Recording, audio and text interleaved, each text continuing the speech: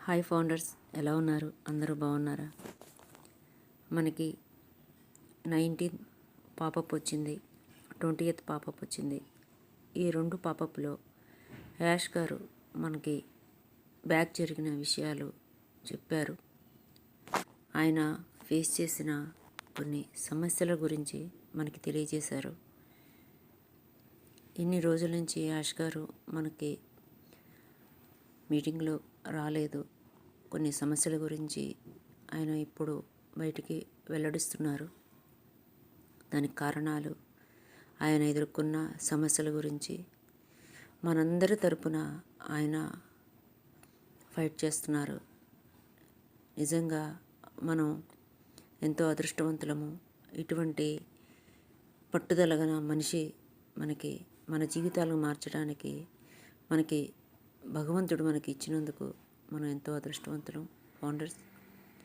ఆయన మనకి ఈ రోజున 20th పాపప్ వచ్చింది. అందులో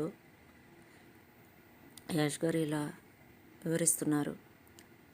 నిశ్శబ్దం వాస్తవాలను ముగించిన క్షణం ఇప్పుడు వెల్లడైంది. ఈ సిరీస్లో ప్రస్తావించబడిన కొన్ని విషయాలు కొనసాగుతున్న చట్టపరమైన మరియు నియంత్రణ ప్రక్రియలకు లోబడి ఉంటాయి మరియు ఈ కమ్యూనికేషన్ సందర్భాన్ని అందించడానికి ఉద్దేశించబడింది. ఆ ప్రక్రియలను భర్తీ చేయడానికి లేదా ప్రభావితం చేయడానికి కాదు. నేను ఇప్పుడు ఎందుకు మాట్లాడుతున్నాను? యాష్ ముఫారఫే నుండి ప్రత్యేక 3 భాగాల సందేశం. యాష్ గారు 3 భాగాలుగా మనకి సందేశం చెప్పాలని అనుకుంటున్నారు. తదుపరి 3 ఓ-న్యూస్ విడతలలో నేను చివరికి స్పష్టంగా, వాస్తవంగా మరియు బహిరంగంగా తెర వెనుక ఏమి జరిగిందో ఖచ్చితమైన వివరాలను పంచుకుంటాను. ఈ 3 భాగాల సిరీస్ నింద గురించి కాదు. ఇది నిజం, జవాబుదారీతనం మరియు స్పష్టత ద్వారా నమ్మకాన్ని పునరుద్ధరించడం గురించి. సమయం సరైనది కాబట్టి నేను ఇప్పుడు మాట్లాడుతున్నాను. ఆయనకు ఇప్పుడు మాట్లాడాల్సిన సమయం వచ్చింది. ఇప్పటి వరకు ఆయన మాట్లాడలేకపోయారు. ఇప్పుడు మాట్లాడుతున్నారు కాబట్టి ఆయన మనకు చెప్తున్నారు. ఫౌండర్స్, చాలా కాలంగా నేను శబ్దాన్ని ఎంచుకున్నాను. ఆ నిశ్శబ్దం ఉద్దేశపూర్వకంగా ఉంది, తప్పించుకోవడం కాదు. పూర్తి చిత్రం కలిసి రావాలని నేను కోరుకున్నాను. యాష్ గారు ఏం చెప్తున్నారంటే, పూర్తిగా పనులవ్వాలి, పనులయ్యానాకే నేను ఫౌండర్స్ ముందుకు రావాలని ఆయన అనుకున్నారు ఆయన. కాబట్టి ఇప్పటి వరకు మనకి మీటింగ్ వచ్చి మనకేమీ చెప్పలేదు. అన్నీ క్లియర్ అయిపోయినాయి కాబట్టి ఆయన మనకు ఈ యొక్క మెసేజ్ మనకి పంపించారు. కాలక్రమాలు స్పష్టంగా ఉన్నాయి మరియు కొనసాగుతున్న విషయాలు బాధ్యతాయుతంగా నిర్వహించబడ్డాయి. అన్ని పనులు పూర్తిగా జరిగిపోయాయంట ఫౌండర్స్. అదే సమయంలో నేను సహా తీవ్రమైన నియంత్రణ సవాళ్ళను ఎదుర్కొన్నాను.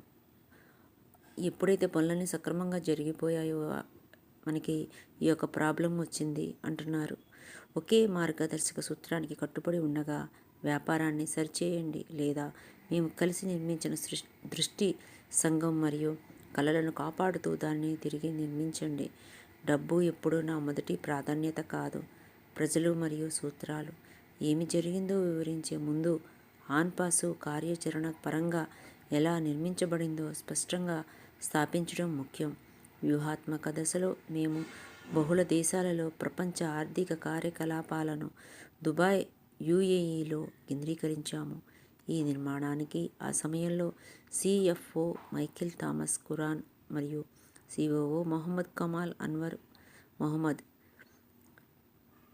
నాయకత్వం వహించారు. ఆ క్షణం నుండి కింది వాటిపై రోజువారీ కార్యాచరణ నియంత్రణ దుబాయ్ను నిర్వహించబడింది. ఆర్థిక కార్యకలాపాలు, చెల్లింపు ప్రాసెసర్లు, వ్యాపారి ఖాతాలు, బ్యాంకింగ్ సంబంధాలు. నా భార్య మరియు నేను కంపెనీకి ఏకైక యజమానులుగా ఉన్నాము. కొన్ని అధికారాలు మరియు లైసెన్సులు కార్యాచరణ మరియు లాజిస్టికల్ ప్రయోజనాల కోసం మంజూరు చేయబడ్డాయి మరియు యాజమాన్యాన్ని బదిలీ చేయడానికి ఉద్దేశించబడలేదు. ఆ సమయంలో ఈ నిర్మాణం సరైనదిగా కనిపించింది. తర్వాత ఏమి జరిగిందో దానికి భిన్నంగా బయటపడింది. తదుపరి విడతలలో మా మొదటి ప్రధాన చెల్లింపు అప్లికేషన్ చివరకు ప్రారంభించినప్పుడు ఏమి జరిగిందో మరియు దాని అఖండ విజయం చాలా లోతైన సమస్యకు ఎందుకు నాంది పలికిందో నేను వివరిస్తాను. వేచి ఉండండి. మనకి యాష్ గారు బ్యాక్ జరుగుతున్న విషయాల గురించి మనకి వివరిస్తారని ఆయన తెలియజేశారు. ఇది చాలా గొప్ప విషయం. ఏ కంపెనీ CEO ఈ విధంగా కంపెనీ యొక్క విషయాలు బయట చెప్పరు. మన యొక్క అదృష్టం ఇంత ఓపెన్గా ఉండే CEO మనకు లభించడం. ఫౌండర్స్ మనందరం ఆయన యొక్క అడుగుజాడల్లో నడుస్తూ ఆయన ట్రైనింగ్లో మనం యాక్టివ్గా మనం ఉంటూ మన యొక్క బాధ్యతలను కూడా మనం నిర్వహిద్దాము. ఫౌండర్స్, ఇది 20th యొక్క పాపప్ యొక్క వివరణ. ఫౌండర్స్ అందరికీ మరి ఒకసారి కంగ్రాట్స్. మనకి మంచి రోజులు రాబోతున్నాయి.